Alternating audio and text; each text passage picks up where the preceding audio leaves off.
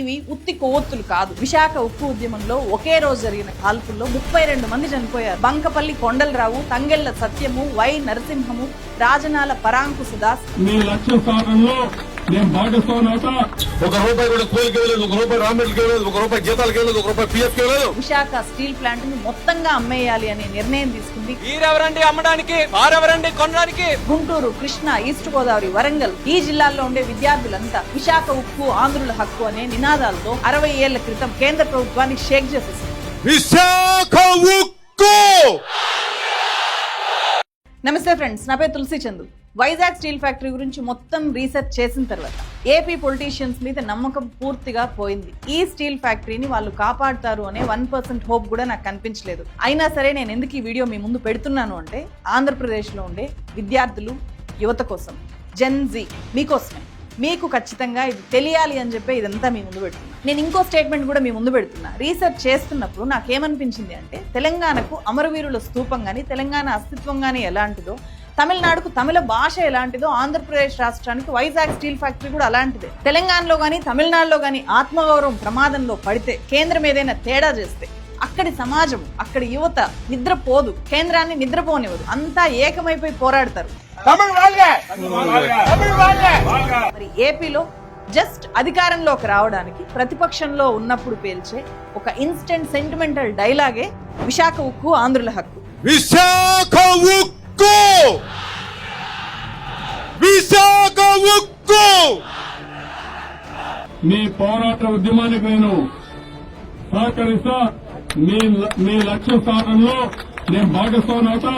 మీకు న్యాయం జరిగే వరకు, చివరి వరకు మీకు అండగా ఉంటానని మరొకసారి. లేకపోతే ఎవరండి కేంద్రం? మనం పన్నులు కడితే ఉన్నటువంటి కేంద్రం ఇది, మనం ఓట్లు వేస్తే ఉన్నటువంటి కేంద్రం ఇది. రాష్ట్రం వేరు, కేంద్రం వేరు కాదు.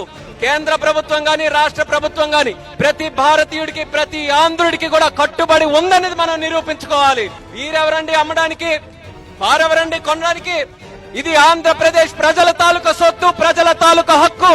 ప్రైవేటైజేషన్ చేస్తానంటున్న ఎన్డీఏకు ఓటు వేయడం అంటే స్టీల్ ప్లాంట్ అమ్మకానికి మీరే ఆమోదం తెలిపినట్టు అవుతుంది అన్నది ప్రతి ఒక్కరూ కూడా గుర్తుపెట్టుకోమని కోరుతా ఉన్నా. ఈ విజువల్స్ చూడండి. ఆంధ్రప్రదేశ్ హక్కుగా పోరాడి సాధించుకున్న వైజాగ్ స్టీల్ ఫ్యాక్టరీ విశ్వరూపం ఇది. కల్లారా చూడండి, మళ్ళీ ఇంత బాగా చూడలేకపోవచ్చు.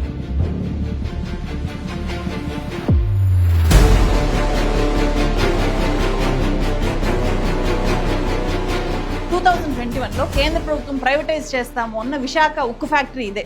ఇప్పటిదాకా స్టీల్ ఫ్యాక్టరీని అందరూ చూసుని ఉండకపోవచ్చు. ఎలా ఉంటుందో చూడని వాళ్ళు ఇంత అందంగా ఉంటుంది అని చెప్పి ఎప్పుడైనా ఊహించారా? ఒక్కసారి చూడండి. వైజాగ్ స్టీల్ ఫ్యాక్టరీలో చాలా ఎత్తైన ప్లేస్ లో ఉండే ఈ గెస్ట్ హౌస్ నుంచి చూస్తే ఉక్కు నగరం మొత్తం ఇలా కనిపిస్తుంది.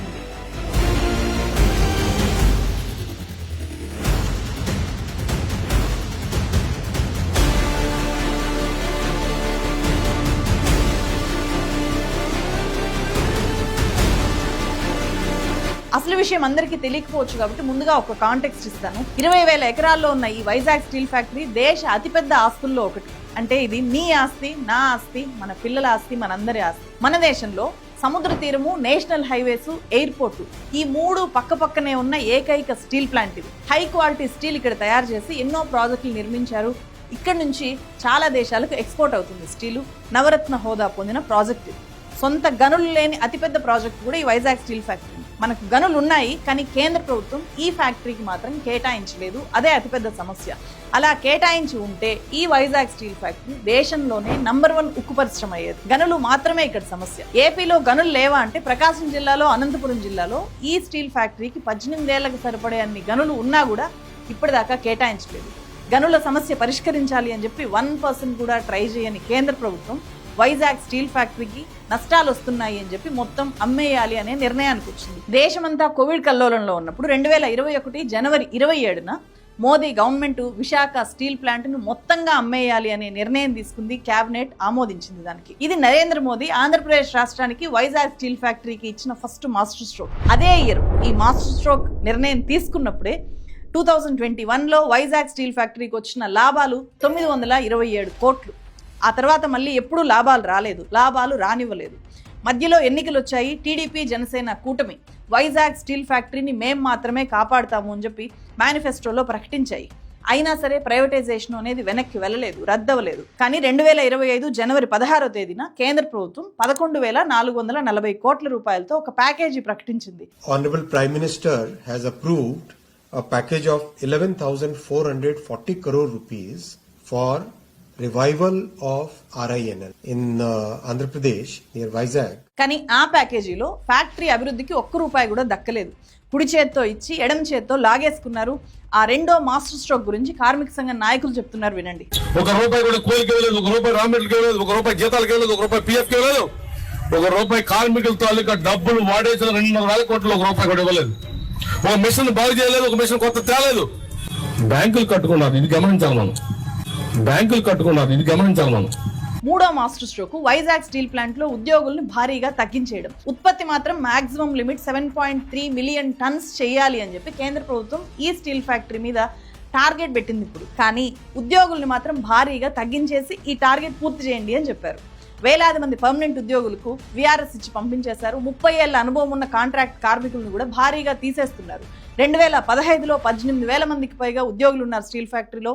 2025 ఆగస్టు నాటికి ఆ సంఖ్య 10,000 చిల్లరకు తగ్గిపోయింది. ఈ ఇయర్ ఎండ్కి ఇంకా తగ్గించాలి అని అనుకుంటున్నారు. ఒక కుక్కను చంపాలంటే పిచ్చిది అని ముద్ర వేయాలి కదా, అందులో భాగంగా ఇక్కడ ఈ వైజాగ్ స్టీల్ ఫ్యాక్టరీ విషయంలో ఈ కార్మికులు బద్దకస్తులు, వాళ్లకు పని చేయడం చేతగాక మొత్తం స్టీల్ ఫ్యాక్టరీని వాళ్ళు దోచుకుని తింటున్నారు, అందుకే నష్టాలు వస్తున్నాయి అనేలాంటి ప్రచారాన్ని ఎప్పటి నుంచో చేస్తూ వస్తున్నారు. నిజానికి లెక్కలు ఏం చెప్తున్నాయి అని చూస్తే దేశంలోనే అత్యంత ప్రొడక్టివిటీ ఇస్తున్నది వైజాగ్ స్టీల్ ఫ్యాక్టరీ కార్మికులు. ఒక్క కార్మికుడు ఏడాదికి 600 టన్నుల ఉక్కును ఉత్పత్తి చేస్తున్నాడు. అదే సెయిల్లో అయితే, స్టీల్ అథారిటీ ఆఫ్ ఇండియా లిమిటెడ్లో అయితే ఒక ఏడాదిలో ఒక కార్మికుడు 400 టన్నులు మాత్రమే ఉత్పత్తి చేస్తున్నాడు. అంటే ఇక్కడ ప్రొడక్టివిటీ చాలా ఎక్కువ చేస్తున్నారు కార్మికులు. అయినా సరే ఉద్యోగుల్ని తీసేస్తున్నారు అంటే అది కావాలని తొలగిస్తున్నారు అనేది ఇక్కడ అర్థం చేసుకోవాలి. 4వ మాస్టర్ స్ట్రోక్ కూడా ఉంది. ఆగస్టు 16, 2025 మొన్ననే 32 డిపార్ట్మెంట్స్ నిర్వహణని ప్రైవేట్ కాంట్రాక్టర్స్కి అప్పగించే 44 టెండర్ నోటిఫికేషన్స్ని సెంట్రల్ గవర్నమెంట్ రిలీజ్ చేసింది. Steel melt shop, blast furnace లాంటివి ఒక heart of the Vizag steels, అట్లాంటి వాటిని కూడా ఇప్పుడు ప్రైవేట్కి అప్పచెప్పేస్తున్నారు. అంటే అర్థం ఏంటి? పైన ఆకారం మాత్రమే అలాగే ఉంచి మేము ప్రైవేటైజ్ చేయట్లేదు అనే ప్రచారాన్ని ముందు పెట్టి మొత్తం డొల్లగా మార్చేస్తున్నారు. ఎప్పుడు కూలిపోతుందో తెలీదు. అలా కూలిపోయిన రోజు it's dead, we're sorry, we can't help అని ప్రకటిస్తారు. అప్పుడు ఆ తర్వాత ఏం జరుగుతుందో ప్రత్యేకంగా చెప్పక్కర్లేదు. వైజాగ్ స్టీల్ ఫ్యాక్టరీ విలువ లక్షల కోట్ల రూపాయలు ఉంటుంది. ఇక్కడి భూమి బంగారం కంటే విలువైంది. ఆ భూమి కోసమే విదేశీ పాస్కో కంపెనీ కానీ, జిందాల్, మిట్టల్, అదానీ కంపెనీలు ఎప్పటి నుంచో ట్రై చేస్తున్నాయి. ఇదంతా కూడా ఒక కాంటెక్స్ట్ అర్థం కావడానికి మాత్రమే చెప్పాను. నేను అసలు చెప్పాలి అనుకుంటున్న story the great history of Vizag steel movement. ఈ ఆరిపోయిన క్యాండిల్స్ ఒకసారి చూడండి. ఇవి ఉత్తి కొవ్వొత్తులు కాదు, ఒక్కో కొవ్వొత్తి ఒక్కొక్క ప్రాణం. మొత్తం 32 మంది వైజాగ్ స్టీల్ ఫ్యాక్టరీ కోసం పోలీసుల తూటాలకు ఎదురొడ్డి నిలబడ్డారు. వాళ్ళు చచ్చిపోయి ఆంధ్రుల హక్కైన విశాఖ ఉక్కుకు ప్రాణం పోశారు. In memory of those who laid down there lifes in making Visakha ఉక్కు ఆంధ్రుల హక్కు అని చెప్పి వైజాగ్ స్టీల్ ఫ్యాక్టరీ ఆవరణలో వాళ్లకు ఇట్లా ఒక నివాళి అర్పించే ప్లేస్ ఉంది. 60 ఏళ్ల క్రితం విశాఖ ఉక్కు ఆంధ్రుల హక్కు అనే నినాదం కేంద్ర ప్రభుత్వాన్ని షేక్ చేసేసింది. అప్పటి లీడర్లు విశాఖ ఉక్కు సాధించాలే గాని రాజకీయ పదవి ఉంటే ఎంత, ఊడితే ఎంత అని చెప్పి తెగించి పోరాడారు. ఎమ్మెల్యేలు, ఎంపీలు మూకుమ్మడి రాజీనామాలతో కేంద్రాన్ని హడలెత్తించారు. వాళ్ళ పోరాటం గురించి తెలిస్తే ఇప్పటి నాయకుల చేతగానితనం ఏ స్థాయిలో ఉందో మనకి ఇంకా బాగా అర్థమవుతుంది. అందుకే Gen Z, teenagers, Vizag steel factory పోరాటం మీకు తెలియాలి. ఇది ఏపీ యూత్ని వెంటాడాల్సిన హిస్టరీ, మీరు ఖచ్చితంగా గుర్తుపెట్టుకోవాల్సిన హిస్టరీ. అది 1953 అక్టోబర్ 1వ తేదీ మద్రాస్ స్టేట్ నుంచి రాయలసీమ, కోస్తాంధ్ర విడిపోయి తెలంగాణతో కలిపి ఆంధ్రప్రదేశ్ అనే పెద్ద రాష్ట్రం ఏర్పడింది. రాష్ట్రం పెద్దది, కానీ ఉపాధి అవకాశాలు లేవు. అప్పటికి 3 పంచవర్ష ప్రణాళికలు పూర్తయ్యాయి. 3 స్టీల్ ఫ్యాక్టరీలు దేశంలో ఏర్పడ్డాయి. రూర్కెలా, బిలాయి, దుర్గాపూర్. సౌత్ ఇండియాకు మాత్రం ఏమీ లేవు. అందుకే ఏపీలో కాంగ్రెస్ ప్రభుత్వం మీద అప్పుడు వ్యతిరేకత పెరిగింది. దీంతో 4వ పంచవర్ష ప్రణాళికలో 2 స్టీల్ ఫ్యాక్టరీలను ప్రకటించారు. ఒకటి జార్ఖండ్ బొకారోలో రెండోది సౌత్ ఇండియాలో ఎక్కడో చోట ఏర్పాటు చేయాలి అని ప్రకటించారు ఏపీ లీడర్లు.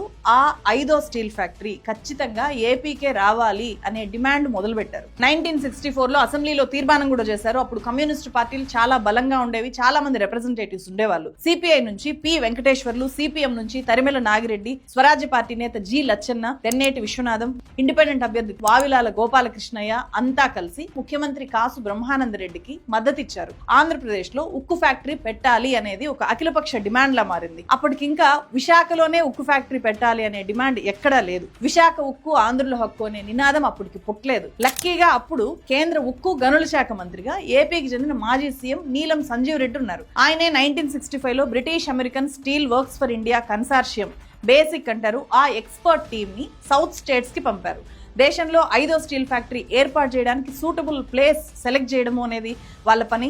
ఆ కన్సార్షియం 5th స్టీల్ ఫ్యాక్టరీని విశాఖలో ఏర్పాటు చేయాలి అనే రిపోర్ట్ ఇచ్చింది. దానికి అప్పటి ప్రధాని లాల్ బహదూర్ శాస్త్రి కూడా గ్రీన్ సిగ్నల్ ఇవ్వడంతో ఏపీ ప్రజలు విశాఖకు ఉక్కు ఫ్యాక్టరీ వస్తోంది అని చెప్పి సంబరాలు చేసుకున్నారు. విశాఖ ఉక్కు సెంటిమెంట్ కి అలా పునాదులు పడ్డాయి. ఇక్కడే కథలో ఊహించని ట్విస్ట్. 1966 జనవరిలో ప్రధాని లాల్ బహదూర్ శాస్త్రి చనిపోయారు. ఆ తర్వాత ఇందిరాగాంధీ ప్రధాని అయ్యారు. అప్పుడే కర్ణాటక, తమిళనాడు రాష్ట్రాలు కూడా మాకు ఉక్కు ఫ్యాక్టరీ కావాలి, మేమేం తక్కువ అని చెప్పి పోటీకి వచ్చాయి. అలా వైజాగ్ స్టీల్ ఫ్యాక్టరీ అంశం ముందుకు కదలలేదు. అప్పుడే ఏపీ సీఎం కాసు బ్రహ్మానంద రెడ్డి పోరాడనిదే ఆంధ్రులకు ఏ హక్కులు రావు అనే ఒక చారిత్రక స్టేట్మెంట్ ఇచ్చారు అసెంబ్లీలో. విశాఖ ఉక్కును పోరాడి సాధించుకుందాము అని చెప్పి ఇంకోసారి తీర్మానం చేసి కేంద్రానికి పంపించారు. 1967లో పార్లమెంట్ ఎలక్షన్స్ వచ్చాయి. కర్ణాటక, తమిళనాడు రాష్ట్రాలు స్టీల్ ఫ్యాక్టరీ కోసం కేంద్రం మీద, ఇందిరాగాంధీ గవర్నమెంట్ మీద ఒత్తిడి పెంచారు. చివరికి ఇందిరాగాంధీ ప్రభుత్వం అసలు స్టీల్ ఫ్యాక్టరీ ఎక్కడా ఏర్పాటు చేయము అని చెప్పి వైజాగ్ స్టీల్ ఫ్యాక్టరీ మీద యూటర్న్ తీసుకున్నారు. పైగా కేంద్ర ఉక్కు శాఖ మంత్రిగా ఉన్న నీలం సంజీవ్ రెడ్డి ఏపీ మీద పక్షపాతంతోనే 5వ స్టీల్ ఫ్యాక్టరీ కోసం వైజాగ్ ని సెలెక్ట్ చేశారు అని చెప్పి భావించి ఆయన్ను ఉక్కు శాఖ మంత్రి పదవి నుంచి తొలగించారు. ఇది ఏపీ లీడర్లకు పెద్ద షాకింగ్. కేంద్రం ఇంత అవమానిస్తుందా, తెలుగు వాళ్ళ సత్తా చాటాల్సిందే అని చెప్పి ఏం చేశారో తెలుసా అప్పటి లీడర్లు? మొత్తం 67 మంది ఎమ్మెల్యేలు, ఎంపీలు మూకుమ్మడిగా రాజీనామాలు చేసేశారు. దేశమంతా ఈ వార్త పెద్ద సంచలనంగా మారింది. పదవులు త్యాగం చేసి ఉక్కు సంకల్పంతో ఉక్కు ఉద్యమంలోకి దూకారు. సభలు, సమావేశాలు, ధర్నాలు, ఆందోళనలు చేశారు. ఈ క్రమంలో 1966 అక్టోబర్, నవంబర్ ఈ 2 నెలలు విశాఖ ఉక్కు ఉద్యమ చరిత్రలో సువర్ణాక్షరాలతో లిఖించదగ్గ పరిణామాలు జరిగాయి. విశాఖకు ఉక్కు ఫ్యాక్టరీ ఇవ్వక తప్పని పరిస్థితి కల్పించిన ఒక హీరో ప్రాణాలకు తెగించి ఆమరణ నిరాహార దీక్ష కూర్చున్నారు. ఆయనే తమనంపల్లి అమృతరావు, టి అమృతరావు అంటారు. ఆయన ఒక దళితుడు. అప్పటికే గుంటూరు జిల్లా తాడికొండకు మాజీ ఎమ్మెల్యే. ఆయన క్విట్ ఇండియా మూవ్మెంట్ లో జైలుకి వెళ్ళొచ్చిన వ్యక్తి. తెలుగు వాళ్లకు ప్రత్యేక రాష్ట్రం కావాలి అని చెప్పి తన రక్తంతో అప్పటి సీఎం టంగుటూరి ప్రకాశం పంతులకు లెటర్ రాసిన వ్యక్తిగా ఆయన అప్పటికే ఫేమస్. విశాఖ ఉక్కు అనేది కేంద్రం వేసే భిక్ష కాదు, ఆంధ్రుల హక్కు అని చెప్పి ప్రకటిస్తూ 1966 అక్టోబర్ 15వ తేదీ ఎలాంటి హడావిడి లేకుండా వైజాగ్ కలెక్టరేట్ ఎదురుగా ఆయన ఆమరణ నిరాహార దీక్ష కూర్చున్నారు. విశాఖ ఉక్కు ఆంధ్రుల హక్కు అనే నినాదాన్ని సృష్టించింది ఆ అమృతరావు గారే. ఫస్ట్ 3 days ఆయన దీక్షను ఎవరు పెద్దగా సీరియస్ గా తీసుకోలేదు. ఆ తర్వాత ఆమరణ నిరాహార దీక్ష నేరము అని చెప్పి ఆయన్ని అరెస్ట్ చేసి కరీంనగర్ జైలుకు పంపించారు. అక్కడి నుంచి రాజమండ్రి సెంట్రల్ జైలుకు పంపారు. జైలు గోడల మధ్య కూడా ఆయన తిండి నీళ్లు ముట్టుకోకుండా దీక్షను కొనసాగించారు. ఇది రాష్ట్రాన్ని భగ్గుమనేలా చేసింది. ముఖ్యంగా Andhra medical college, Andhra university, AVN college, Guntur, Krishna, east Godavari, Warangal ఈ జిల్లాల్లో ఉండే విద్యార్థులంతా సేవ్ అమృతరావు, విశాఖ ఉక్కు ఆంధ్రుల హక్కు అనే నినాదాలతో హోరెత్తించారు. అక్టోబర్ 22వ తేదీన పెద్ద ఎత్తున హర్తాలు చేశారు. అక్టోబర్ 24న ఆల్ పార్టీ కమిటీ ఫామ్ అయింది. అక్టోబర్ 29న రైలు రోకో చేసి కోల్కతా, మద్రాస్ రైల్ని గోపాలపట్నం దగ్గర గంటల కొద్దీ ఆపేశారు. అమృతరావు ఆరోగ్యం రోజు రోజుకి దిగజారడం మొదలైంది. ఆయన చనిపోయే ప్రమాదం ఉంది, ప్రభుత్వం మాత్రం మొండిగానే ఉంది అని తెలియడంతో అప్పటి ఉమ్మడి ఆంధ్రప్రదేశ్ అగ్నిగుండంలాగా మండిపోయింది మొత్తం అన్ని జిల్లాల్లో. 1966 నవంబర్ 1వ తేదీన ఈ ఉద్యమం ఎవ్వరూ ఊహించినంత, కనీ విని ఎరుగనంత తీవ్ర స్థాయికి చేరిపోయింది. అంతే తీవ్రంగా అప్పుడు అణచివేత జరిగింది. కనిపిస్తే కాల్చిపడేశారు. దేశ చరిత్రలోనే అదొక చీకటి రోజు. పోలీసులు డైరెక్ట్ గా ఉద్యమకారుల మీదకి తూటాల వర్షం కురిపించారు. అప్పుడే ఈ 32 మంది చనిపోయారు. స్వాతంత్రం వచ్చిన తర్వాత భారతదేశ చరిత్రలో జరిగిన అత్యంత పాశవికమైన పోలీస్ కాల్పుల్లో విశాఖ ఉద్యమాన్ని అణచివేయడానికి జరిగిన కాల్పులు కూడా. రీసెంట్ నేపాల్ జెన్జీ రెవల్యూషన్ లో ఫస్ట్ డే 20 మంది చనిపోయారు పోలీస్ కాల్పుల్లో. ఆ విజువల్స్ ఏ స్థాయిలో ఉన్నాయో చూసాం కదా. విశాఖ ఉక్కు ఉద్యమంలో ఒకే రోజు జరిగిన కాల్పుల్లో 32 మంది చనిపోయారు అంటే అప్పుడు ఆ విజువల్స్ ఏ స్థాయిలో ఉండుంటాయో ఒక్కసారి ఊహించుకో. వాళ్ళ పోరాటము, వాళ్ళ త్యాగంతో ఇప్పటి పరిస్థితిని ఒక్కసారి పోల్చి చూసుకోండి అని చెప్తున్నాను. ఇంతకీ అప్పుడు చనిపోయిన ఆ 32 మంది ఎవరు? వాళ్ళు హిందువులు, ముస్లింలు, క్రైస్తవులు, అన్ని కులాల వాళ్ళు, అన్ని వర్గాల వాళ్ళు భారతీయతను చాటిన వాళ్ళు, భారతదేశ పోరాట పటిమను చూపించిన వాళ్ళు. వాళ్ళ ఫోటోలు దొరకలేదు కానీ వాళ్ళ పేర్లు దొరికాయి. ప్రతి పేరు చెప్పాలి అనుకుంటున్నా. November 1, 1966 రోజు ఒక్క వైజాగ్ లోనే 12 మంది చనిపోయారు పోలీసుల కాల్పుల్లో. తీడ సన్యాసిరావు, రామ సూర్యనారాయణ, ఎస్ బ్రహ్మం, అంజూరి అప్పారావు, పివి భాస్కర్ రావు, కందుకూరి సూర్యనారాయణ, బంకపల్లి కొండలరావు, తంగెళ్ల సత్యము, వై నరసింహము, రాజనాల పరాంకుశదాస్. ఇతను ఏవిఎన్ కాలేజీలో డిఎస్సి సెకండ్ ఇయర్ విద్యార్థి. మరో 2 విద్యార్థులు కూడా చనిపోయారు, వాళ్ళ పేర్లు తెలియలేదు. విజయవాడలో 5 చనిపోయారు. పొలిశెట్టి బాలకృష్ణ, తిరుపతయ్య, ఇతను ఒక లారీ క్లీనర్. గంగవరపు కృష్ణమూర్తి, ఇతను వయసు 20 ఏళ్లే. సాంబశివరావు, నిడుమానూరు బాలమురళీ కృష్ణ, ఇతను ఒక షాప్ లో గుమస్తా. గుంటూరులో కూడా 5 చనిపోయారు. హబీబుల్లా రెహమాన్, ఇతను ఒక హోటల్ సర్వరు. పోలినేని ఏసయ్య, ఇతను వయసు 14 ఏళ్లే. 14 ఏళ్ల వయసున్న చాలా చిన్న పిల్లోడు, మైనర్. రమణారావు 25 ఏళ్ల హోటల్ సర్వర్. ఇతను లాఠీ చార్జ్ లో అతని తల పగిలిపోయి November 3 ఇతను చనిపోయాడు. 22 ఏళ్ల మస్తాన్ కూడా హోటల్ వర్కర్. ఎం సుబ్బారావు లాఠీ చార్జ్ లో గాయపడి November 4 ఇతను చనిపోయాడు. రాజమండ్రిలో ఆవుల సాంబశివరావు, కాకినాడలో బాబురావు అనే 2 విద్యార్థులు చనిపోయారు. విజయనగరంలో దొర్రా అప్పారావు, ఉల్లి అప్పలరాజు చనిపోయారు. విశాఖ ఉక్కు కోసం తెలంగాణలో 3 చనిపోయారు. జగిత్యాలకు చెందిన డిప్యూటీ సర్వేయర్ సాయిరెడ్డి, వరంగల్లు, సీలేరులో కూడా ఒక్కొక్కరు చనిపోయారు, వాళ్ళ పేర్లు తెలియలేదు నాకు. పోలీసుల కాల్పుల్లో బుల్లెట్లు దూసుకెళ్లి గాయపడిన వాళ్ళు 100 మంది ఉన్నారు. వాళ్ళలో ఇప్పటికీ చాలా మంది బతికే ఉన్నారు. విజయవాడలో కొల్లూరు గోపాలరావు, కృష్ణలంకలో welding shop worker Thangalamudi Narayanarao, rickshaw driver Balayya, MBC Tilakamu, soda బండి వ్యాపారి సామర్ల వెంకటేశ్వరరావు, వెంకట సుబ్బారావు శాస్త్రి, కుప్పాల సాంబశివరావు, కాలు ఫ్రాన్సిస్, వడిసెర్ల భద్రం, వీళ్ళ శరీరాల్లోకి బుల్లెట్లు చీల్చుకొని వెళ్ళాయి. November 1, 1966 రోజు విజయవాడలో జరిగిన కాల్పుల్లో చాలా మంది చిన్నపిల్లలు బాధితులయ్యారు. వాళ్ళంతా ఇప్పుడు చాలా పెద్దవాళ్ళుగా ఉండుంటారు. జస్ట్ 10 ఏళ్ల వయసున్న కన్నవరపు కృష్ణమూర్తి కడుపులోకి తుపాకీ గుండు దూసుకుపోయింది. షేక్ కాసిం, వన్నమిరెడ్డి సత్యనారాయణ రెడ్డి వయసు జస్ట్ 12 ఏళ్లే. 15 ఏళ్ల పి రామారావు, 11 ఏళ్ల పిల్లలుగా ఉన్న విద్యార్థులు సంజీవ్ రెడ్డి, జువ్వాది రంగారెడ్డి, 12 ఏళ్ల డిపి వరసహాయము, జగన్ బాబు, 17 ఏళ్ల ధనేకుల గాంధీబాబు, కాపరాల పాండురంగారావు. వీళ్ళంతా కూడా గాయపడ్డారు. అన్ని ప్రాణాలు పోవడం, ఇంత హింస జరగడము, అమృతరావు కొన ఊపిరితో ఉండడము, ఇదంతా కూడా ఇందిరాగాంధీ ప్రభుత్వాన్ని దిగవచ్చేలాగా చేసింది. విశాఖ ఉక్కు పోరాటాన్ని అంతర్జాతీయ పత్రికలకు ఎక్కేలాగా చేసింది. November 3 కేంద్ర ప్రభుత్వం ఇన్ ప్రిన్సిపల్ విశాఖలోనే దేశ 5వ ఉక్కు ఫ్యాక్టరీ ఏర్పాటు చేస్తాము అని చెప్పి అధికారికంగా ప్రకటించాల్సి వచ్చింది. అప్పుడు ఈ ప్రకటన వచ్చిన గంటల్లోనే సీఎం కాసు బ్రహ్మానంద రెడ్డి ప్రత్యేక విమానంలో అమృతరావు అప్పటికే చికిత్స పొందుతూ ఉన్న వైజాగ్ కింగ్ జార్జ్ హాస్పిటల్కి వెళ్ళి ఆయనతో దీక్ష విరమింపజేశారు. అమృతరావు ఆరోగ్యం ఘోరంగా దెబ్బతింది. చివరికి డాక్టర్లు ఆయన్ని బతికించగలిగారు. ఈ హామీ ఇచ్చిన 3 ఏళ్ల తర్వాత వైజాగ్ లో ఉక్కు ఫ్యాక్టరీని ఏర్పాటు చేస్తాము అని చెప్పి 1970 ఏప్రిల్ 10 ఇందిరాగాంధీ పార్లమెంట్ లో ప్రకటన చేశారు. ఆ తర్వాత 1971 జనవరి 20 ఉక్కు పరిశ్రమకు ఆమె శంకుస్థాపన చేశారు. విశాఖ ఉక్కు ఫ్యాక్టరీ కోసం 62 గ్రామాల ప్రజలు, దాదాపు 16,600 మంది రైతులు 22,000 ఎకరాల భూములు ఇచ్చారు. ఈ రైతుల కుటుంబాలకు అప్పట్లో కార్డ్స్ అంటే రిహాబిలిటేషన్ కార్డ్స్ ఇచ్చింది గవర్నమెంట్. ప్రతి కుటుంబానికి నగదు పరిహారంతో పాటు వైజాగ్ స్టీల్ ఫ్యాక్టరీలో ఉద్యోగం ఇవ్వాలి అనేది అప్పుడు ఇచ్చిన హామీ. కానీ కేంద్ర ప్రభుత్వం ఇప్పటికీ సగం మందికి కూడా ఆ పరిహారం ఇవ్వలేదు. సోవియట్ రష్యా సహాయంతో 2 దశాబ్దాల టైం పట్టింది వైజాగ్ స్టీల్ ఫ్యాక్టరీ నిర్మాణం పూర్తవడానికి. 1992 ఆగస్టు 1 తెలుగు వ్యక్తి అయిన ప్రధానమంత్రి పివి నరసింహారావు విశాఖ ఉక్కు ఫ్యాక్టరీని జాతికి అంకితం చేయడంతో కంప్లీట్గా విశాఖ ఉక్కు ఫ్యాక్టరీ ప్రజలకు అందుబాటులోకి వచ్చింది. ఉక్కు తయారు చేయడం మొదలుపెట్టింది. కేంద్ర ప్రభుత్వం స్టీల్ ఫ్యాక్టరీ కోసం అప్పుడు పెట్టిన మొత్తం ఖర్చు 4,890 కోట్ల రూపాయలు. కానీ ఈ 3 దశాబ్దాల్లో ఈ స్టీల్ ఫ్యాక్టరీ కేంద్ర రాష్ట్ర ప్రభుత్వాలకు ఇచ్చింది 60,000 కోట్లకు పైనే. ఏడాదికి 7 మిలియన్ టన్నుల స్టీల్ ఉత్పత్తి చేసే స్థాయికి స్వయం శక్తితో ఎదిగి చేరుకుంది. ఇప్పుడు మీకు ఒక ప్రశ్న, ఈ ప్రాజెక్టు సాధించుకోవడం కష్టమా, సాధించుకున్న దాన్ని నిలబెట్టుకోవడం కష్టమా? ఖచ్చితంగా నిలబెట్టుకోవడం అనేది కష్టం కాదు, సాధించడమే చాలా కష్టం. అది వాళ్ళు సాధించి పెట్టేశారు. ఇప్పుడు ఈ స్టీల్ ఫ్యాక్టరీ కాపాడుకోలేకపోతే మనకంటే ముందు వాళ్ళు చేసిన పోరాటాలకు, వాళ్ళు చేసిన త్యాగాలకు అంతకు మించిన అవమానం ఏమైనా ఉంటుందా? ఈ విషయము ఇప్పుడుండే లీడర్స్కి, ఇప్పుడుండే రాజకీయ పార్టీలకి ఎందుకు అర్థం కావట్లేదు? వైజాగ్ స్టీల్ ఫ్యాక్టరీని ప్రైవేటైజ్ చేస్తాము అని ప్రకటించిన రోజే 1966 November 1 మొత్తం చేసిన పోరాటం ఉంది కదా అప్పుడు, ఆ స్థాయిలో అందరూ ఎందుకు ముందుకు రాలేదు? అన్ని పార్టీలు ఇప్పటికీ ఎందుకు ఏకం అవ్వట్లేదు? సో అన్ని రాజకీయ పార్టీలు గతంలో జరిగిన పోరాటాన్ని అవమానించేలాగా ఇప్పుడు ప్రవర్తిస్తున్నాయి. వైజాగ్ స్టీల్ ఫ్యాక్టరీకి ప్రధాన అడ్డంకి క్యాప్టివ్ మైండ్స్ కాదు, ఏపీ పొలిటీషియన్స్ క్యారెక్టర్ ఏమాత్రం లేని రాజకీయ నాయకుల వల్లే వైజాగ్ స్టీల్ ఫ్యాక్టరీ చేజారిపోతుంది. అది ఎలా చేజారిపోతుందో నేను ఇంకొక వీడియో మీ ముందుకు తెస్తాను. ఆ నెక్స్ట్ వీడియోలో అన్ని డీటెయిల్డ్గా చెప్తాను. మన మైండ్ పేలిపోయే అన్ని కుట్రలు వైజాగ్ స్టీల్ ఫ్యాక్టరీ చుట్టూ జరుగుతున్నాయి. మడతబెట్టిన నాలుకలు ఉన్నాయి. ప్రతిదానికి డాక్యుమెంటల్ ఎవిడెన్స్ మీ ముందు పెడతాను. Please don't miss the next video. Vizag steel factory పాలిట అసలైన విలన్స్ ఎవరో తేల్చుకుందాం. ఈ వీడియో ఇక్కడి దాకా చూసిన ప్రతి ఒక్కరూ కూడా మీ సోషల్ మీడియా హ్యాండిల్లో ఈ వీడియోని పోస్ట్ చేయండి. దీన్ని ఎక్కువ మంది చూసేలాగా చేయండి. మరో వీడియోతో మళ్ళీ కలుస్తాను. Thank you so much. ఇది మా బతుకుల దిక్కు, ఎవ్వడురా అమ్మేది, ఎవ్వడురా కొనేది.